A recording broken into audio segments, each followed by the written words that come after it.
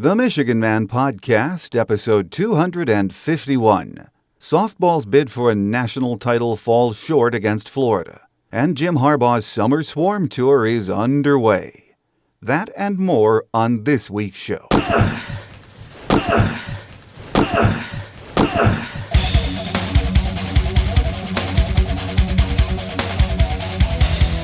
This is the Michigan Man Podcast on GBMW Go Blue Michigan Wolverine, for Wolverine fans from coast to coast.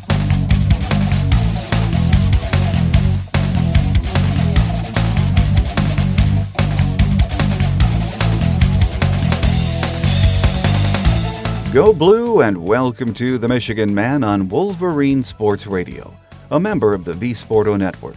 I'm your host, Mike Fitzpatrick. Softball's quest for a second national championship fell just short against Florida in the deciding Game 3 of the Women's College World Series last week. It was another great run from Carol Hutchins and her team, and they should be proud of what they accomplished this year. On Gameday Extra today, we'll be joined by Michigan beat writer Angelique Chengelis from the Detroit News, who covered the team during this exciting postseason run. Coach Jim Harbaugh and his Summer Storm Tour will be wrapping up this week. How will Coach's Barnstorming Tour affect recruiting for the class of 2016 and even 2017? It will be interesting to observe. To discuss that and more today, my game day guest will be BTN studio host Mike Hall. He will join me in just a minute. On Thursday evening, Coach Carol Hutchins and her team arrived back in Ann Arbor. They were greeted by a large crowd assembled for a welcome home ceremony which took place at Alumni Field, which included AD Jim Hackett, the Michigan Alumni Band, and many other members of the Michigan Athletic Department. Jim Hackett thanked the team for the joy they brought Michigan fans, and senior catcher Lauren Sweet thanked the fans for their support. She told the assembled crowd, "You don't know how much this means to us. You have been the best fans in the world." Coach Hutchins told the crowd, "We're so happy to be here and have you greet us. You can't imagine how this fills our hearts. You don't have to pick us up because you were there with us. You've been with us all season, and many of you have been with us for so many years. That's what makes Michigan great." It was a fitting send-off for the national runners-up, so congratulations again to Coach Hutchins and Team 38. You made us all proud. BTN studio host Mike Hall is on deck. He will join me this week to discuss Mark D'Antonio, Urban Meyer, and of course Jim Harbaugh and our Wolverines.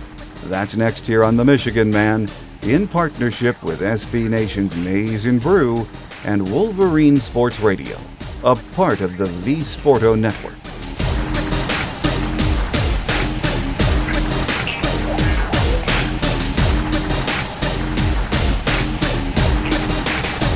With us on our Game Day segment this week is BTN studio host Mike Hall. Mike, great to have you on the show. Hey, Mike, good to talk with you, man. How are you? I'm doing all right. I like to think this time of the year, though, Mike, is sort of it's a strange time for football fans. I know you guys at BTN always busy, even getting ramped up for the season, but, baseball has its hot stove league.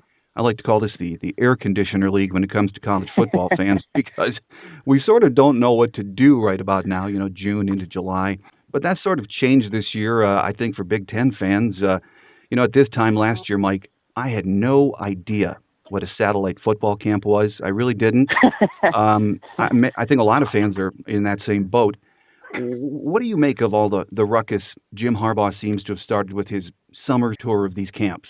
Well, I think first off, it's not going anywhere. The ability of that man to get headlines, no matter what he does, it's just a fact. He is a fascinating person, and people are going to be drawn to what he does. And not just because he's fascinating, but also because, he ruffles feathers. He's got a knack of doing that. And he knows that for him to succeed, the feathers he's got to ruffle belong in the SEC and they belong in Columbus. And I'm telling you, you know perhaps more than I do even, he is going to make that final meeting in November a huge deal, as if it wasn't already. I mean, I've talked to some former players of his who've talked to him and said, he's already determined. He has that, you know how like when Michael Jordan would play in a playoff series, he would create a reason to be mad at one of his opponents. And so he would start trash talking them about something that never happened. And one of the opponents would be like, what are you talking about? But he would create that so it would drive him. And like, I've been told that Jim has already sort of put in his mind, like, nope, I hate Urban now. I'm going to go get him. And I think the first way to do that is to get the best players possible. And it's a fact that's, you know, frustrating for those of us in the Midwest, but the best players are down south. The numbers just say it. They get to play, you know, year-round in warm weather, and the population shift is slowly heading that way. So you've got to be able to recruit down there. So it makes perfect sense for him as a guy who's trying to win to do it. I also think it makes sense for college football. Like, what are we after? Should the players in every area be allowed to meet with as many coaches as they possibly can so that they can legitimately figure out what is the best place for them to go? Well, I would think we all think that, of course, but with logistical, you know, restrictions and finances that you can't get every kid to come on up before their senior year, and a lot of them are committing early verbally, that doing these camps is a great way for someone in the Midwest to head to the South or to the Southeast and get to meet all these different kids. And we'll see. I'll also be fascinated to see how much it actually works. How much do they actually get players from the South because of these camps? Well, and that all kicks off the Summer Swarm Tour, as Coach Harbaugh has named it, in the next few weeks. So it's going to be some good stuff for you guys. Yeah.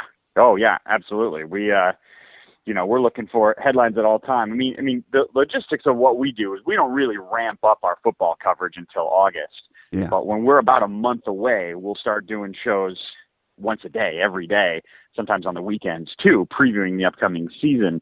So we're always going to be lighter in the summer regardless. But once August comes, we go into full board. Well, you know, Mike, as Michigan fans, we like to think sometimes we were the focus in the Big Ten this winter and spring with the Harbaugh hire, but I know down in Columbus, they would disagree with that. I'm certain of that.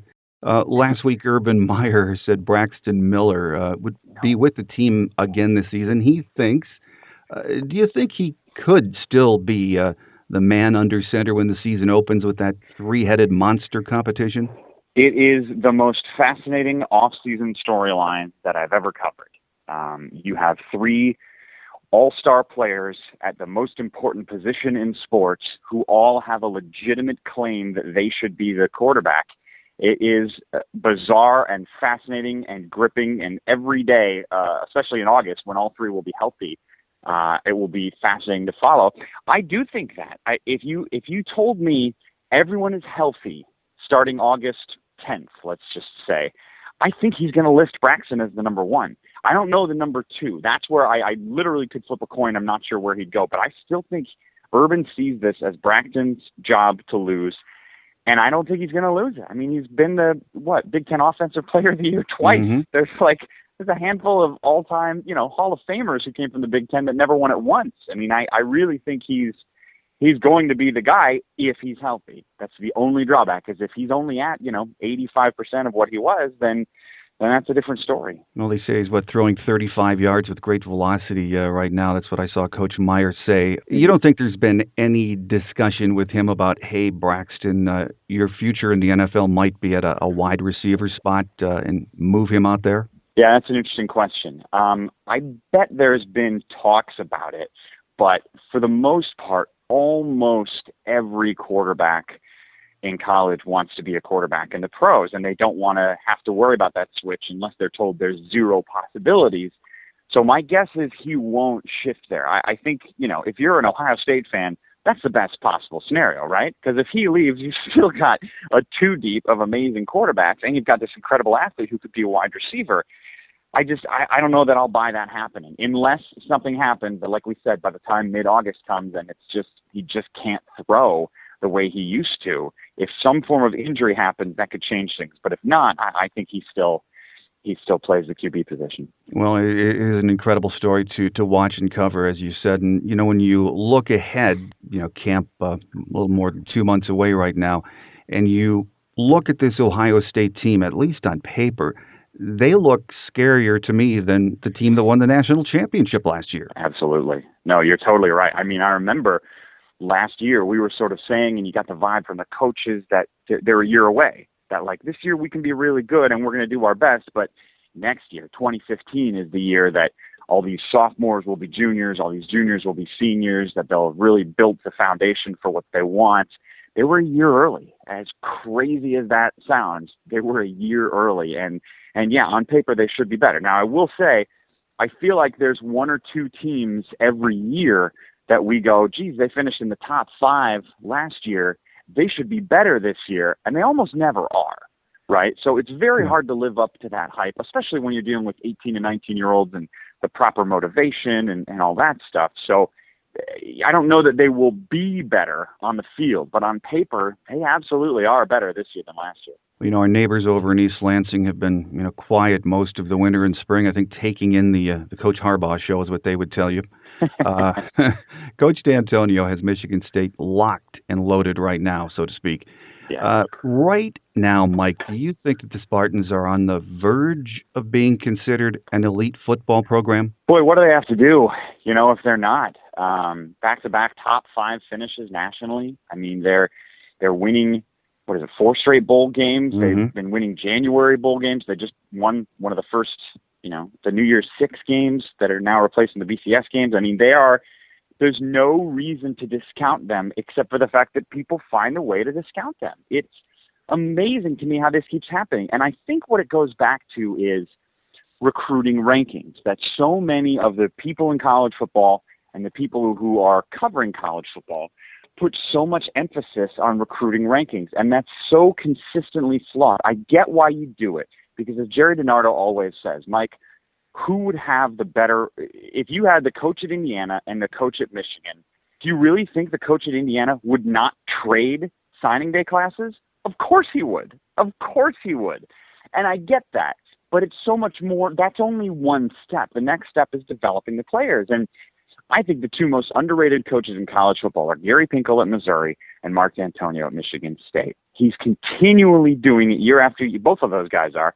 And every year, they're always discounted. Whereas you've got someone like Georgia, who year after year after year brings in a top 10 recruiting class and is predicted to be in the top 10 nationally, and they lose 4 games every year. Go back and look at the last 6 years of Georgia football. They're averaging something like 4.5 losses every year, but they're always in the preseason top 10. And I think the good thing about that for Spartan fans is it just gives the coaches and the players more motivation. When we talk about how important that is for a young player, that if you're constantly being discounted, no matter how well you do, then you get to use that same motivation that worked the year before because it's still relevant the next year. And I think Coach D'Antonio is a master at using that kind of motivation. Yes, absolutely. That's part of what he takes these 2- and 3-star recruits and turns them into NFL players. And part of the reason why is not just his ability to develop talent, but also to mentally get kids in the right frame of mind where they're prepared to go out and play. Well, Mike, with Ohio State's national championship, some nice bowl wins early this year, we started to hear, in some various media circles that the Big Ten is possibly playing better football than, the critics had given us credit for. You're around coaches and you talk to a lot of people who know the landscape of college football very well. Where in the Power 5 would you rate Big Ten football right now? That's a good question. I would think logistically 1 year of tremendous postseason success is not enough to vault the Big Ten to the number 1 spot. I would think the last decade proves you have to still put the SEC up there as the number 1 spot. But I think they're right there at number 2. You've got the national champion in Ohio State. You've got a top 5 team in Michigan State. You've got 2 powerhouse programs that seem to be surging back up in Penn State and Michigan. Now, I still feel like both of those programs are 2 years away from being nationally relevant, but they're on their way. And then you sprinkle in some of the other teams that have the potential to knock off someone. What if Minnesota takes down TCU week 1? I don't know that it's likely, but I think it's possible. This is a team that keeps winning 8 games. They're starting to build a culture there. You need more depth. You need Indiana to take the next step. You need Illinois to come out and they've been winning more games every year. They're just not really intimidating anybody. They're not impressing anybody. Iowa's been dormant for about 4 or 5 seasons. So there's still room to grow and there's still depth to be built. But that upper class and the middle class of the Big Ten is starting to really impress. I think they're there in that 2 or 3 spot, depending on where, some years the Pac-12 will be up, some years the Big 12 will be up, and that might be a fluctuation between the 2 and 3 spot. But they're no longer the laughing stock of college football, which for a couple of years it certainly felt like they were. Well, and it seems like we've been hearing that for so long as Big Ten fans. I like to tell a lot of our listeners to focus, our young listeners especially, because I'm an older guy, and I go back to the 60s and the 70s when Michigan and Ohio State, it all came down to that game, and you could just watch them plow their way through the Big Ten schedule for decades. And that's why I tell a lot of our young listeners, don't pay so much attention to what they're saying about the Big Ten, because, from my point of view, having been around for a long while now, I think the Big Ten might be as good as it's ever been. And that's because you have some very elite teams, but there are plenty of games, the Minnesotas on the road or Northwestern, you don't rubber stamp those games anymore. You can lose there. No, that's a good point. And the last year of Northwestern has not been great, but you're right. Look at the last 5 years. Look at the way that they've been a consistent 7, 8, 9-win team, making bowl games, winning a bowl game a couple of years back.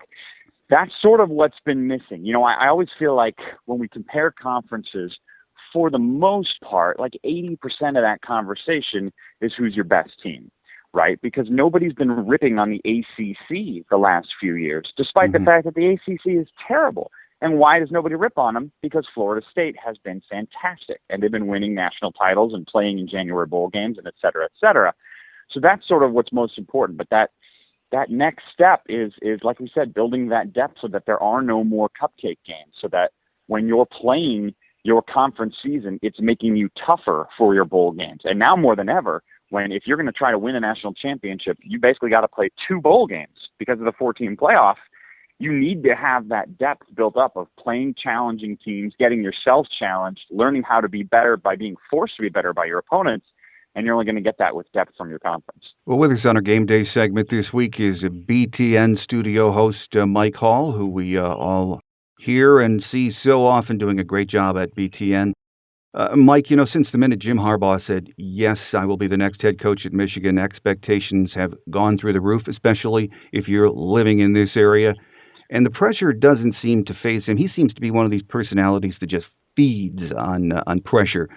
Given how stacked up the Big Ten East is this year, or we think it is anyway, the reality is it's going to be tough sledding for Jim in this first season or two, isn't it? I really want Michigan fans to be placed in a spot where they have appropriate expectations. Yes, he won pretty darn quickly at San Francisco, and yes, his first head coaching job, he won fairly quickly. But I think Stanford is a more appropriate way to gauge what he will do at Michigan. He was not good that first year. They were okay their second year. They were pretty good their third year, and then they were Rose Bowl champs their fourth. He's got to put in his culture. And from the Michigan people I've talked to, that was the sort of the thing that got him to go to Ann Arbor was so many family and friends and ties that he has to Michigan say, get us on the right track. We know you're not going to be here for the next 20 years, but if it's only 4 or 5 years, get us back on track. Build a depth of coaching staff. Build a program and a system that the players can get back to knowing what it's like to be a Michigan player, and then get us going. And I really think that's going to take a few years. I wouldn't be surprised if they miss a bowl game this year, but they do something big like beat Ohio State, right? or something crazy happens that shows a spark and gives Michigan fans the reason to, maybe it's Utah. Utah's a very good team. Maybe that's the team that they surprise everybody with, but they still only win 5 or 6 games this year. But that's okay, because he's got to bring in his type of players. He's got to bring in his system. And remember, they had a tiny recruiting class this year. I think Michigan fans, if you want to not go crazy, you're going to have to be patient that it's going to take 2 or 3 years at least until they get Harbaugh gets the program to the spot where you want it to be. I think that is the reality, and you're right. Everyone's going to have to notch it down a bit, which is going to be hard to do the closer we get to the season. So we'll see how that rolls out. How important, Mike, do you think to the Big Ten in the big picture it is for Michigan to be elite again? Or does that just not matter as much on a national scale anymore? No, I think it matters. I mean, what you want is, like I said, your power programs to be power programs.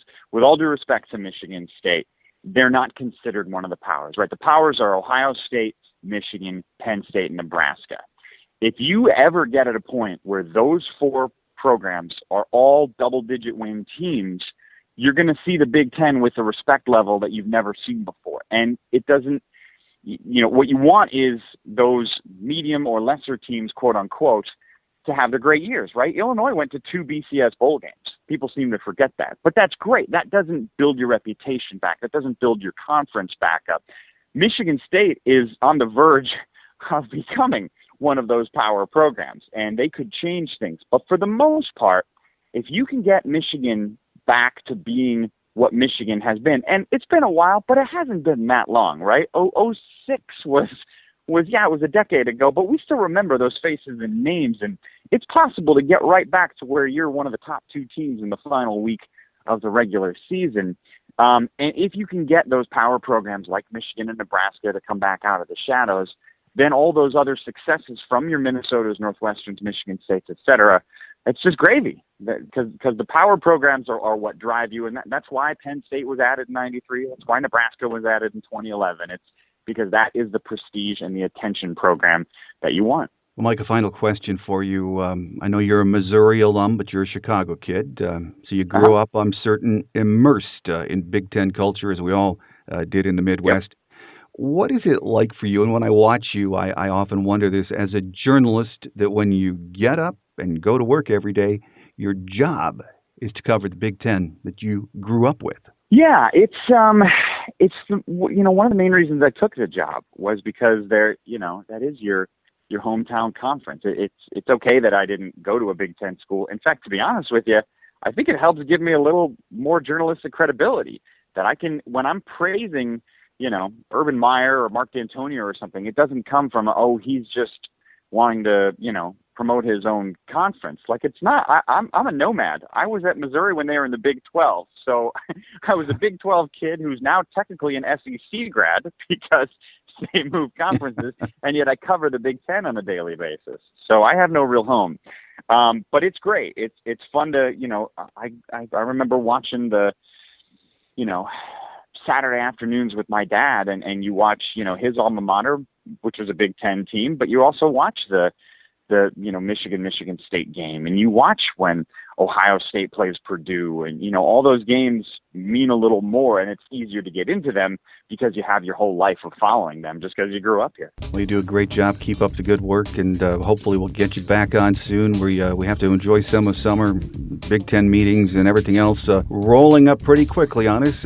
Our guest today has been BTN studio host Mike Hall. Mike, great to have you on the show for the first time, and hope to have you back again. I would be glad to come back. Give me a call anytime. The Angel of the Big House is with me next on our Gameday Extra segment. We'll talk some Michigan football, but the focus of today's interview will be Michigan softball. Stay with us here on The Michigan Man, in partnership with SB Nation's Maize and Brew and Wolverine Sports Radio, a member of the V Sporto Network.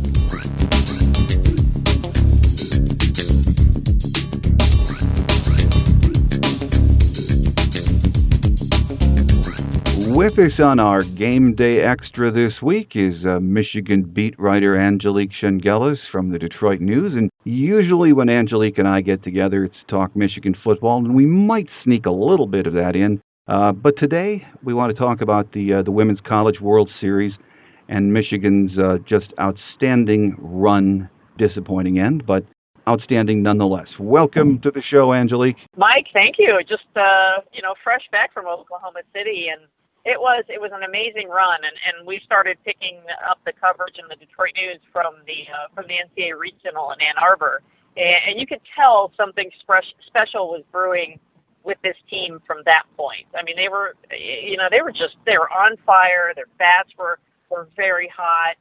Pitching was strong, and they go to the World Series, and it was hard to bet against them. And they made the championship series round against Florida, the defending national champions.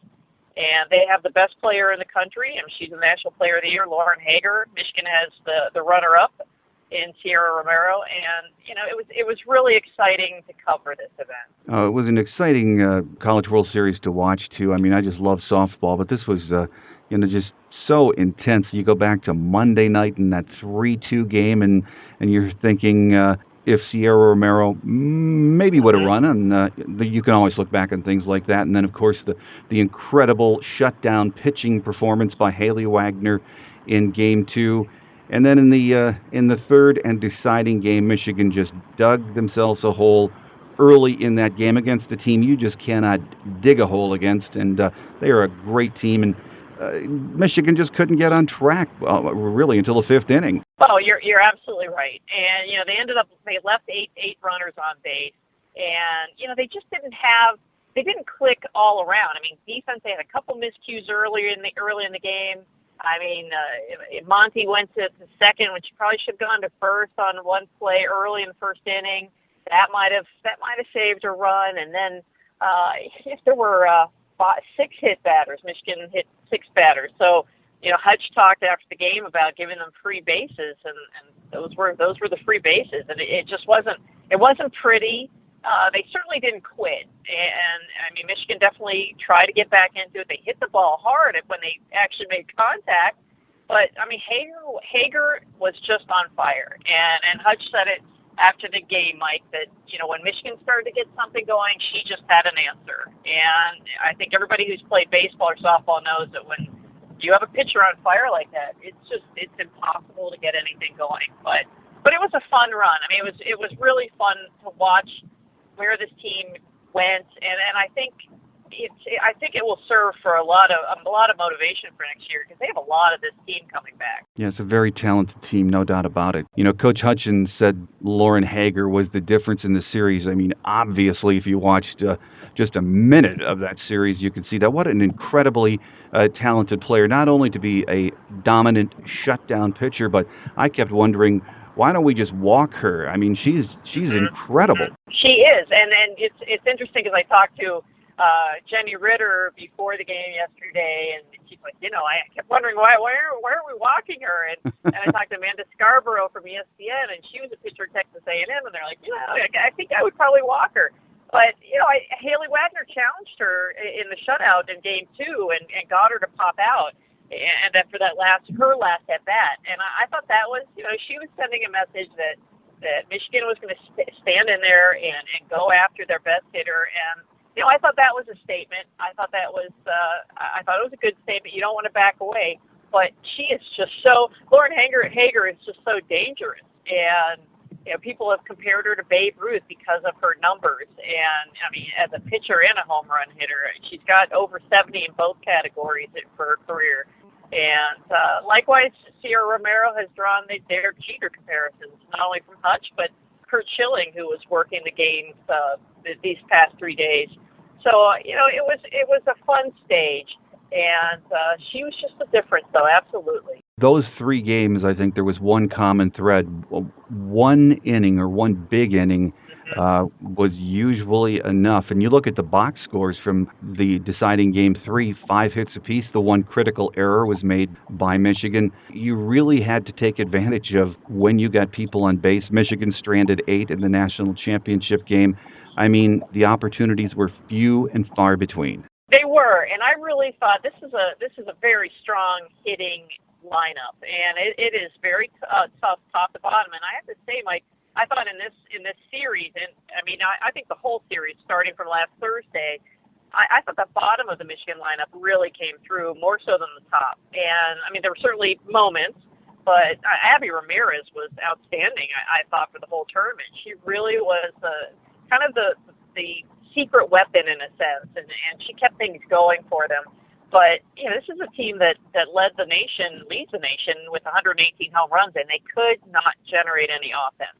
And it wasn't for lack of trying. I do think Hager just brought her best stuff in that game on Wednesday night, and it's just I think a couple times I thought Sierra Lawrence was, Hutch talked about all season, and particularly in this postseason, that you You don't swing for home runs. You just swing to get on base. And I think a couple of the players were started to think too much, and that they had to do too much, and took much bigger cuts, and that didn't pay off, obviously. Well, after the game on Wednesday night, I felt really bad for Haley Wagner, watching her, cry after the game. A senior, her last game, and she came in on a roll to the national championship game, not allowing an earned run in 20 innings pitched. She was just so tough, but I think it was clear on Wednesday night, Angelique, she just didn't have the stuff from the get-go. She didn't, and we all talked about, what do you do in this game 3? Do you go back to Betsa,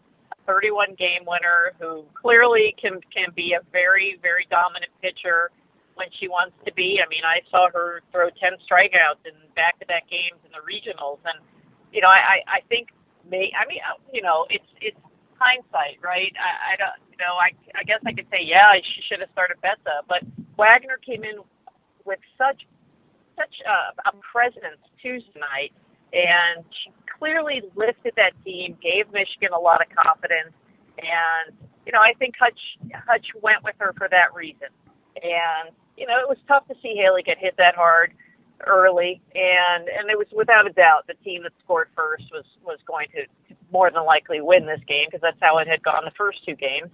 And but Haley Wagner had a great career, and she wanted to get back to the World Series and pitch. She didn't get to pitch in 13 when Michigan was there because of an injury, and she fulfilled that. I mean, obviously they didn't fulfill their ultimate goal, but they made a terrific run, and it generated a lot of interest in softball, not only in this market. I mean, the television ratings have been outstanding, but just across the country, the interest in women's softball has definitely spiked. The ratings were very good for ESPN. I haven't seen how they rolled out for Wednesday night, but I think the best in over 10 years for the first 2 games. That's correct. And, I think ESPN has tried to do a lot with their different platforms. And then bringing Schilling in to try to draw a little bit more of the male audience from baseball. And, I saw him actually on my flight back from Oklahoma City, and he said he had a great time. And he really enjoys the sport. His daughter plays, and I think he likes the whole idea that generally speaking, these are 2-hour games. They're extremely entertaining for the most part, and they're fast. And, with our short attention spans now in this country, it's sort of a perfect fit for the viewer. Well, I hope the exposure does help softball. Those of us who love women's softball and watch Michigan softball, these ladies are so talented. Not just Michigan and Florida. Women's softball has just grown in leaps and bounds. This is just flat-out good softball. Oh, these are terrific athletes. They really are. And the one thing I noticed about Michigan's team, Mike, early in the NCAA tournament, not as much once they got to Oklahoma City with 7 other the top teams in the country, they look physically more fit. They just look like they've got endurance. They look stronger than they did even last year. They did embark on a different kind of conditioning program. They've got that new building that Dave Brandon had built for the team that they debuted last year. And in it, they have a third-floor weight room, a circuit room, not a weight room. And they really worked hard on their conditioning, and I thought that showed in this postseason. And so I don't think conditioning was an issue at all in that game. It was just Lauren Hager and not being able to hit her. Yeah, but yeah, and Sierra Romero, my goodness. I mean, she has unbelievable hands. I mean, she's got great bat speed. She is an exceptional talent. Watching the game, maybe not so much on Monday and Tuesday night, Angelique, I think we all noticed those unique stances of the Florida batters, and they just crowded the plate. They were hanging over the plate, I thought. I didn't know why the umpire didn't back them off some. It was unbelievable. I have to tell you, I'm wondering if this is an SEC thing, because when Georgia was in Ann Arbor, I noticed that a lot too. And they didn't get hit so much. There were a few. But definitely that kind of move and getting the one woman I saw who got hit, the Georgia player, she looked like she was just throwing her elbow out, like, here, hit it, come on. Yeah. And I do wonder about that. I'm not saying this is an SEC thing, but it was just 2 SEC teams that I saw that seemed to do it. And I know on Twitter, Mike, and you hear from a lot of people, and I have to agree. I thought the umpiring was not terrific, and and even game to game, I watched the strike zones vary. And I was talking to a couple of Michigan coaches after one of the games, maybe the first game, and or no, pardon me, the LSU game, and it was just like they even saw it like, oh, okay, that was a strike, but then it's a ball. So, you know, it was not great umpiring, but certainly no one is saying that's why they didn't win this national championship. But that has to be better. Our guest here on our Michigan Gameday Extra this week is beat writer Angelique Chengelis from the Detroit News, and we're talking softball. We'll get some football a bit later here. Angelique, Coach Hutchins said she told the team before the game that the championship game is not going to define our season.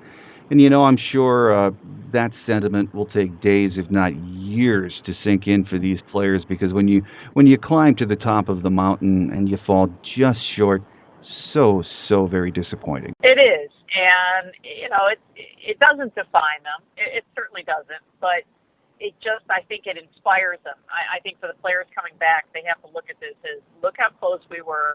This is what we need to do to get to that next level. And like we said earlier, they've got most of that team coming back, and you know, we talk a lot about Sierra Romero because she's the best player in Michigan softball history, I think, and she has 1 year left. And just the way she handled it after the game, she didn't look like she was in tears. She looked not matter of fact either, but that, you know, they have no disappointment. They worked hard. They played hard through the whole season. They really did. You hear the coach speak and the players speak a lot through seasons, different seasons, about how they believe in each other and how they have trust. And this team really did have that. I thought it was very tangible. And, you know, I think they've realized that they're awfully good. They finished second in the national championship, basically. And, you know, they can be better. They can win it all. And I think that they understand it doesn't define them. I really it's going to take time for them to get over that. But I think they can be a really big force next year. You know, Angelique, do you think, though, as fans, we appreciate how very tough it is for a cold weather team to be able to do and compete with these warm weather programs on a yearly basis? I mean, you think about it, the team started playing in February, you're running down there on weekends.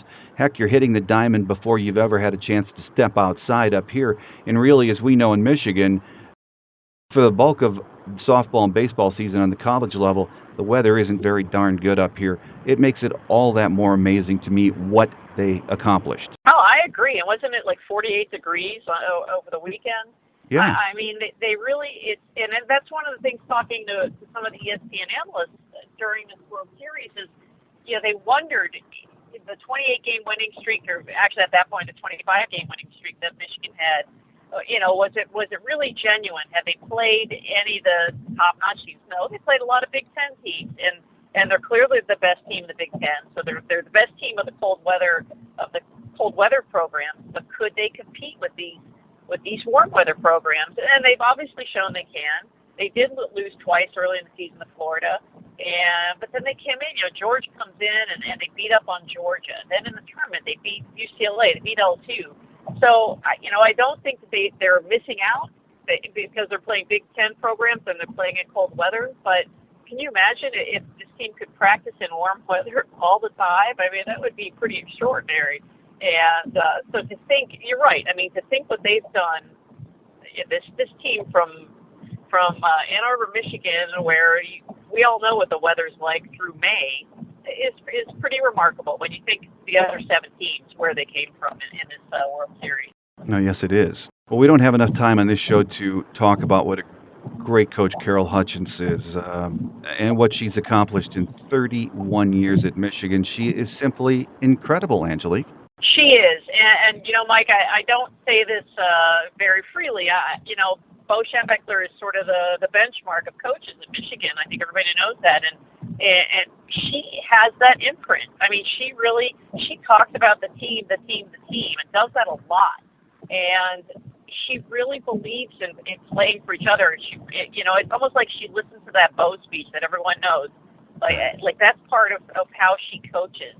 And she's tough when she needs to be tough, and she is tough. I mean, she is not an easy person. I think, you know, she demands the best. She is extremely caring, and talking to so many of the players who played for her in the past, they just love her. They love the staff. It's been together a long time. Bonnie Thole's been there 21, 22 years.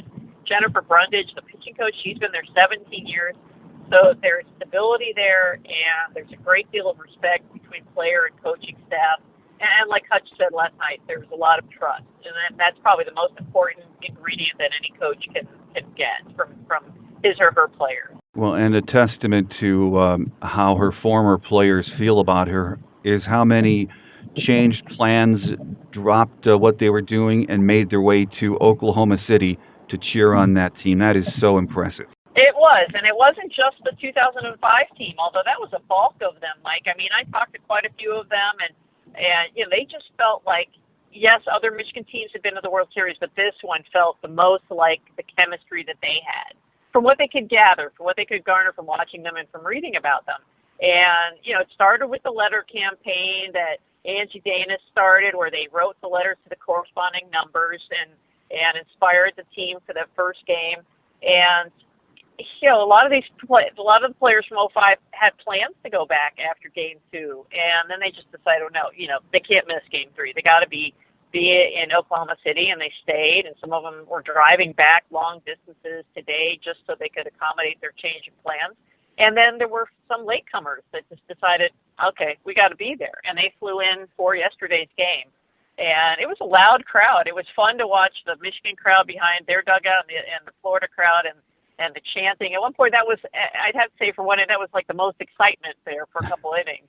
But, yeah, it was really neat. I mean, they've had great support at home in general, and certainly during the regional and the sub-regional, they were getting a couple thousand people there, and it's a great environment. I mean, if I were an athletic director, I would market, and I want to push my women's athletics program, I would market softball and volleyball as much as I could, because they're fast and they're exciting and they're very good athletes. Well, even though the season ended on a disappointing note, Angelique, we know this team could be right back in Oklahoma City next year. I mean, Sierra Romero is coming back, Megan Betza, and there are a lot of other very talented returning players. So again, the future looks very bright for Michigan softball, doesn't it? It does, and I'm really, the player I want to watch is Betza. I want to see how she comes back from this, what she learns from this. I mean, she's a sophomore, and she had some struggles with confidence, obviously, and then she came in. You know, she hit some batters last night in the Wednesday night game, but I thought she pitched hard, and she said she took a lot from Haley Wagner, from being her teammate, from learning from her, and how to be what she called a bulldog in the circle. So I want to see mostly. I think we all know how that Tia Romero is going to be good. But I want to see how Megan Betza takes this in her next step of maturing as a top-notch pitcher. We know what Coach Carol Hutchins does, and this team's going to be right back in not only the thick of it in the Big Ten next year, but I'm sure in the postseason too. So we'll stay tuned for that. Before I let you get away, though, Angelique, you did a great job covering the Women's College World Series and the postseason run, but back to football for just a couple of minutes. I can't let you get away without that. Right now, well, this week actually, the summer swarm started, and of course we've been hearing about that since April and watching all the ruffled feathers in the SEC and the ACC about all of this. This could be very interesting in the next 7 to 10 days. You know, it's already been interesting just for the reasons you said. It's ruffled feathers. It's become a national topic, and what was funny is before I left for Oklahoma City, the night before, the Harbaugh and his staff were in Detroit, and it was sort of like a get-to-know-you meeting with the coaches. And, you know, we had a chance to talk to him, and I asked him if he was surprised by all this publicity that he's generated, and he kind of does his little like, oh, yeah, no, I didn't know that. And, you know, I like the fact that he tweaks, and he pokes, and he prods, and he does it subtly. And I think we've all seen that with some of his Twitter jabs. And, you know, I think he's a mover and a shaker. And I think this is a good debate for college football and for these SEC coaches and ACC coaches to understand that, okay, this is going on because they can do it. It's within their Big Ten rules. And stop whining and make a change if that's what you want to do. But I think that the swarm tour, you know, I think it's brilliant. And James Franklin did it at Penn State last year, a couple stops, and And Harbaugh's tour is much more ambitious, and it will end at least this stage of it in Detroit with the Sound Mind, Sound Body camp. But I mean, I think if you can do it, I think you should do it. And Urban Meyer doesn't like it, but he's doing it. So I think it's amazing that in a few months, Harbaugh has, like you said, ruffled some feathers, but also got other people thinking, and that's important. Well, in just a few months, yes, he's ruffled a lot of feathers. But what's amazing to me is, I mean, having been around Michigan athletics, Michigan football for a long time, and you know this, it seems like after spring football, things quiet down, whether it's Brady Hoke at the helm or Rich Rodriguez, and then you just wait for the preseason magazines to come out and camp to start in August. Jim Harbaugh has kept Michigan in the headlines, in the news, people talking about the program with his tweets and with his interviews. It is just fascinating, and part of me wonders, is that calculated, or is that just Jim Harbaugh being Jim Harbaugh? But either way, fascinating to watch. It's funny. Before, I mean, I was going to use the word calculated. I think it's a little bit calculated. I think Jim is Jim, and I think he does have a lot of energy. He talks about, you know, and the enthusiasm comment he makes all the time. He does have that, and I think he wants to be out there, and I think he wants to push the Michigan brand. And I know it seems odd to hear that Michigan needs to push its football brand, but I think we all know that, you know, the program's been in the doldrums now since 2008, and he certainly knows that.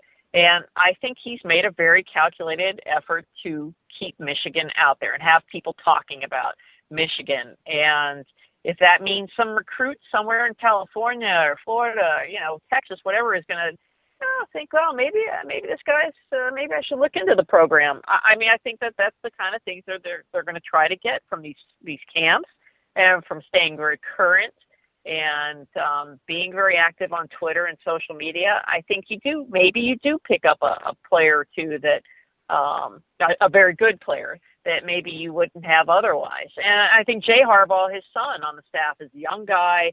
He, you know, he certainly has, of anybody on that staff, he's got a better insight into what an 18, 19, 20-year-old athlete is, how to approach them. And I think he's very much behind the social media campaign. But Harbaugh's doing his own tweets. I mean, he's doing that himself. And I think the David Turnley photos that he's posting every day, I think are really absolutely stunning. I mean, as a Pulitzer Prize-winning photographer, and the black and white shots are just beautiful, and some insight into how they've been training. But I mean, Harbaugh wants his name out there, and he wants the program's name out there, and he is definitely achieving that. It is working, and it's working in ticket sales, which we thought it would. Michigan announced just the other day that they're basically stopping season ticket sales. I think some of the 2-game packages, the mini packages, still are going to be made available in July. But I know you and I and a lot of us have talked in the last few years about the student section, how before the game, and really if it wasn't a marquee game, there were a ton of empty seats, and we all know about that issue. Although the ticket department hasn't released final student numbers, they did lead us to believe, or at least the story I read, that there aren't going to be many empty seats in the student section this year. No, there won't be, and certainly there shouldn't be. And I mean, but generally generally speaking, there shouldn't be, even the last couple of years. But I certainly understand that it's hard to support a team that's not winning all the time. But and I think because there will be more students, that'll shrink the tickets that can be offered to the general public, and also the season tickets also, Mike. So I think that probably means that there's an increase in interest from the students, because they do try to make those tickets available to every student, and they gauge the interest, and they understand, you know, this is a ballpark figure, and then they can sell the tickets, the season ticket packages, or those the 2-game packages you were talking about. So absolutely, I think this will definitely have a far greater student representation in the stadium this fall. But I mean, we all know it. There's just a different level of enthusiasm going into the season. And, you know, is that going to win them more games? I don't know, but it's definitely generating more interest and generating ticket sales and T-shirt sales and all the different variety of shirts at the M-Den. It's unbelievable.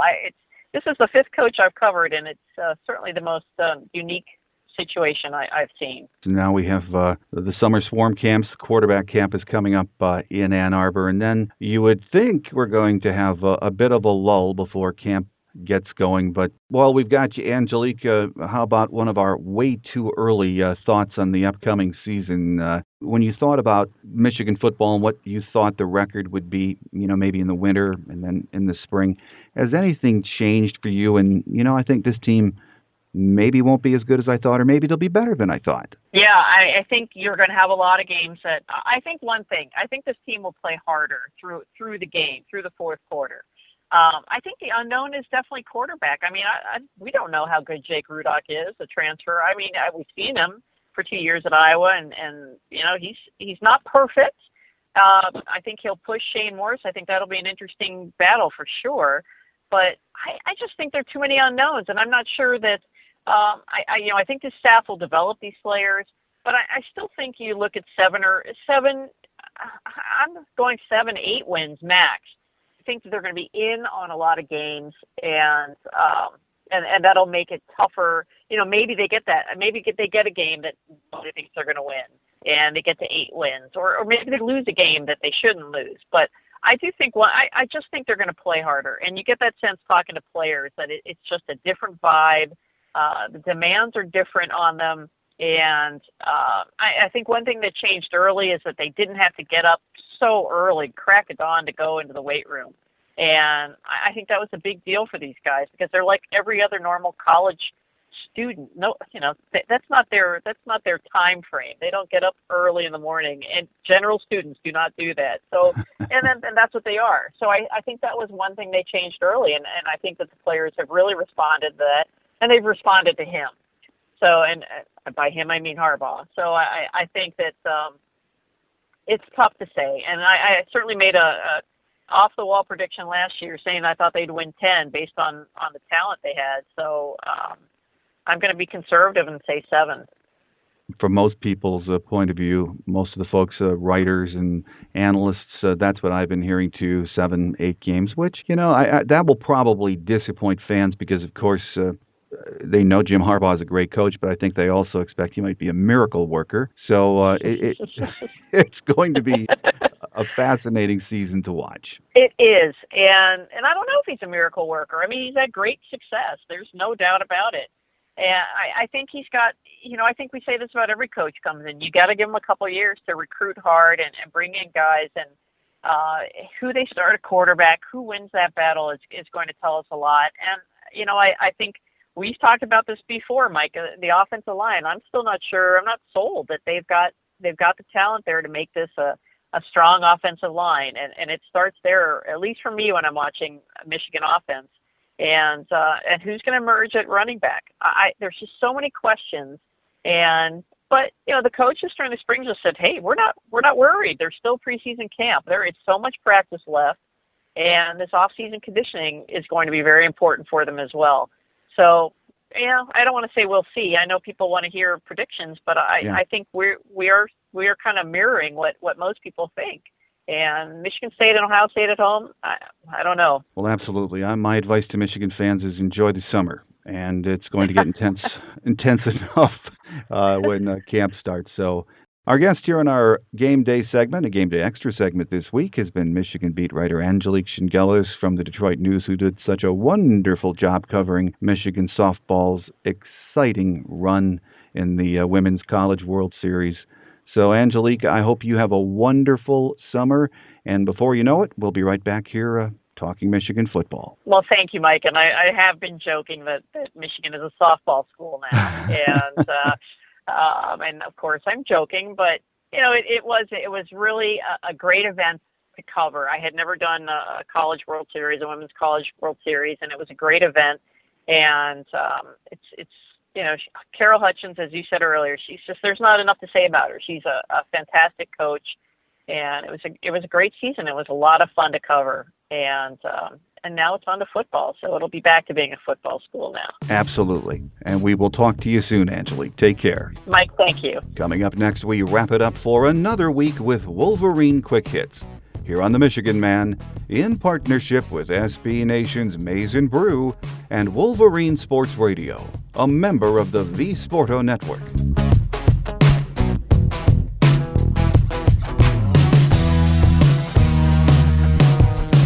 On Wolverine Quick Hits today, I'm actually out of town this week on vacation because even the Michigan Man needs a break before football season gets going, and that's according to my wife, so we're headed up north for a little bit of R&R, so some of these items might be dated. If so, I apologize in advance.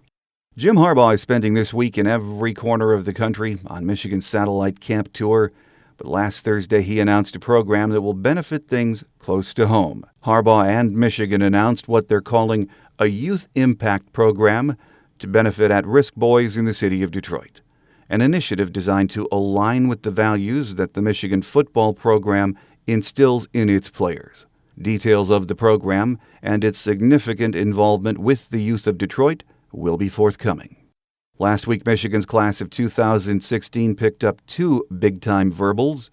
Cass Tech 4-star offensive and defensive lineman Michael Onwenu and Indianapolis Bishop Chatard 3-star running back Keontae Enos, who is the nephew of former Penn State star Curtis Enos. As I mentioned a minute ago, I'm on vacation this week, so the commit list might be even bigger by now. On our next show in June, we'll do another recruiting update, and we could have a lot of news to talk about by then. The Michigan Ticket Office announced last week that season tickets for the upcoming season are no longer available. Some individual games and Go Blue ticket packages should go on sale in July, though. The 2016 interest list will also start taking requests in July. The university also said all 81 private suites have been booked for the upcoming season. There was no final word on just how many student tickets were sold, but it's safe to assume sales will be better than they have been for the last 7 years. Don't forget to check out our new app in the iTunes Store.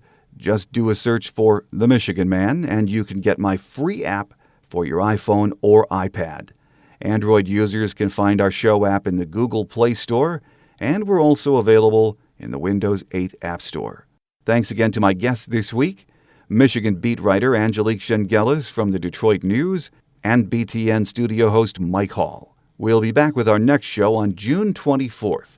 A reminder that we're on our summer schedule of 2 shows a month until August, when we return to weekly programming. Remember to follow us on Twitter at The Michigan Man and Wolverine Sports Radio at Go Blue Radio. That's going to do it for another show. I'm your host, Mike Fitzpatrick. Have a great Wolverine week, everyone, and we'll catch you back here on June 24th with our next show. Until then, take care, and as always, Go Blue. Thanks for listening to the Michigan Man Podcast. You can find us on the web at www.themichiganmanpodcast.com or www.maizenbrew.com. Our listener line is open 24/7 for your calls at 313-263-4842. That's 313-263-4842. Or you can email your thoughts and opinions to the Michigan Man Podcast at yahoo.com. The Michigan Man Podcast is brought to you in partnership with Maize and Brew, your best source for quality Michigan Wolverine news, analysis, stats, and scores from the fan perspective. Visit www.maizenbrew.com for the best coverage of your Wolverines. The Michigan Man Podcast is produced at the studios of Robin Lynn Productions, Allen Park, Michigan, and is not affiliated with the University of Michigan. Go Blue!